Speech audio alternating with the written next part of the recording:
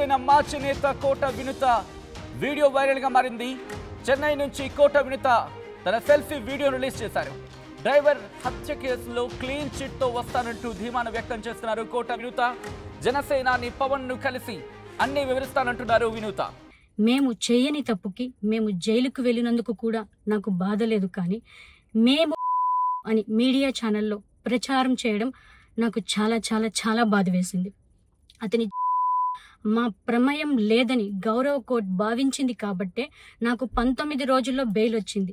Subsequently 1 నెలలో మా అందరికీ బెయిల్ వచ్చింది. మేము ఫారెన్లో లక్షల జీతాలు వదులుకొని రాజకీయాల్లోకి వచ్చింది ప్రజలకు సేవ చేయడానికి, కానీ మనుషుల ప్రాణాలను తీయడానికైతే కాదు. అలాంటి మనస్తత్వం మాది కాదు. ఈ కేసులో మాకు ఎలాంటి సంబంధం లేదని గౌరవ కోర్టులో మేము నిరూపించుకొని క్లీన్ చీట్తో తప్పకుండా ఈ కేసు నుండి బయటకు వస్తాం. ఈ కేసు చెన్నై కోర్టులో విచారణ ఉన్నందున నేను ఈ కేసు గురించి ఇంతకు మించి మాట్లాడకూడదని మా లాయర్లు నన్ను సూచించారు.